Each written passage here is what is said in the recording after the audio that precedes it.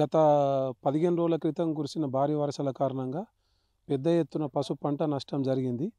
మా రైతులకు వాణిజ్య పంటలలో రైతుకు ఆదాయం తీసుకొచ్చే ప్రధాన పంటల లోపల పసుపు పంట ప్రధానమైంది. అయితే గత 2 సంవత్సరాల నుంచి కొద్దిగా రైతులకు ధరలు ఆశాజనకంగా ఉండడం వలన నేను 2 ఎకరాలు వేయాల్సిన పసుపు 1.5 ఎకరం అంటే డబుల్ 4 ఎకరాలు చేసిన. దానికి పెట్టుబడి 4 లక్షల రూపాయల పెట్టుబడి అయింది. కేవలం సాగు చేసుడికి వేసిన దానికే 4 లక్షల రూపాయల పెట్టుబడి అయింది.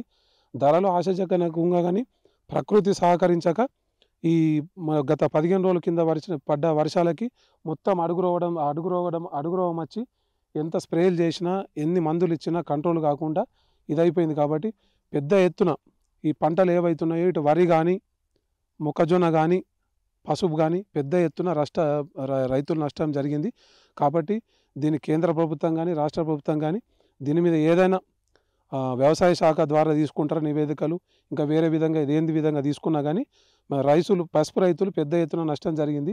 దానికి సరిపోయేంత నష్టపరిహారం ఇస్తారా, లేకుంటే ఏ విధంగా ఇది చేసి రైతులను ఆదుకుంటారో ప్రభుత్వాన్ని అడుగుతున్నాం. ఇలా కురిసిన భారీ వర్షాలకు కంటిన్యూగా దాదాపు ఒక 40 రోజులు నిర్వీర్యంగా వర్షాలు పడడం వల్ల పసుపు రైతులము చాలా నష్టపోవడం జరిగింది.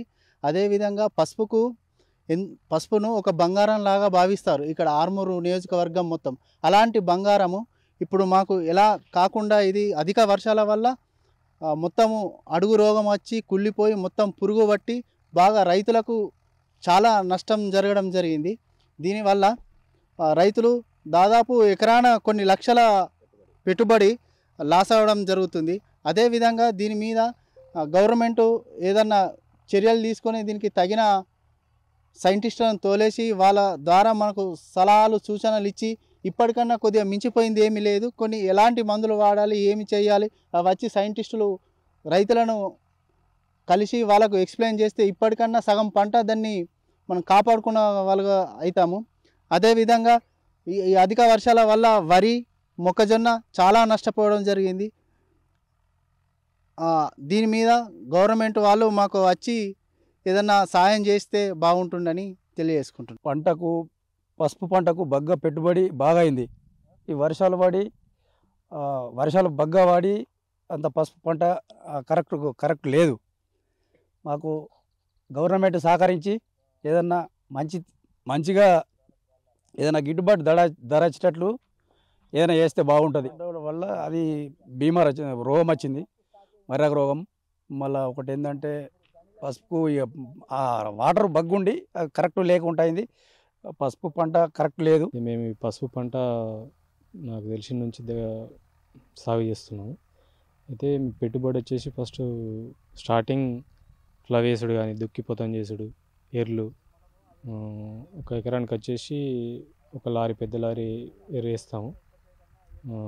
దాని తర్వాత కూలీలు వేయడానికి కలుపు తీయడానికి, మళ్ళీ దీంట్లో మనం అడుగురా కానీ దానికి కానీ వేపిండి చల్లడం జరుగుతుంది. దాంతోపాటు వర్మి కంపోస్ట్ కూడా వేస్తాము. ఇవన్నీ ఖర్చులు వచ్చేసి దగ్గర 1,00,000 నుంచి 2 లక్షల వరకు అవుతుంది. వాళ్ళ స్తోమతను బట్టి వాళ్ళు పెడతారు. మేము వచ్చేసి 1,50,000 పెట్టుబడి అయింది. మాకు వచ్చేసి దిగుబడి మంచిగా దుంపకుళ్ళు అనేది ఈ దుంపకుళ్ళు అంటే అడుగు రోగం అనేది రాకుండా ఉంటే మాకు ఒక 30-35 క్వింటాల దిగుబడి వస్తుంది. ఆ ఖర్చులన్నీ 1,00,000 మిగులుతుండే. ఈసారి అధిక వర్షాల కారణంగా ఈ దుంపకుళ్ళు ఎక్కువ ఉంది. లాస్ట్ ఇయర్ కంటే ఈ సంవత్సరం ఇంకా దుంపకుళ్ళు ఎక్కువ ఉంది. ఈ దుంపకుళ్ళు బట్టి మనకు దిగుబడి అనేది చాలా వరకు తగ్గుతుంది. ఆల్మోస్ట్ ఒక 30 క్వింటాలు వచ్చేది ఈసారి 20-18 అట్లా వస్తుందని అనుకుంటున్నాం. అధిక వర్షాల వల్ల మనకు ఈ పసుపు పంట దెబ్బతిన్నది కాబట్టి ప్రభుత్వం ఏమన్నా పారితోషికం ఇస్తే బాగుంటుందని నా అభిప్రాయం. వర్షాలు బాగా పడి పసుపులు బాగా నొక్కుసారి ఈసారి మమ్మల్ని గవర్నమెంట్ ఆదుకునాలా. మా దగ్గర ఏం ఆసక్తి లేదు, బాగా బీద వాళ్ళు ఉన్నారు, బాగా రైతులు బాగా ఖరాబ్ అయినరు, బాగా బాధపడుతున్నారు.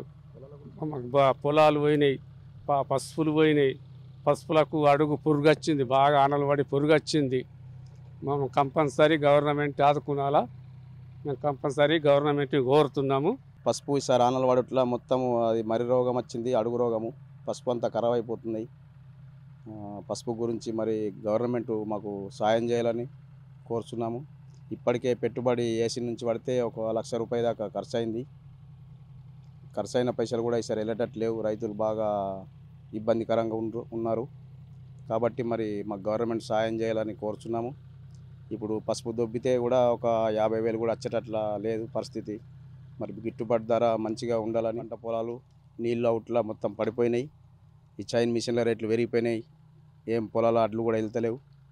బాగా లాస్ అయిపోయినాం సార్ రైతులము. Local to global news at your fingertips. మీ చేతిలో ఒక ఆయుధం. Download Raw TV app. Media legend Ravi Prakash is back.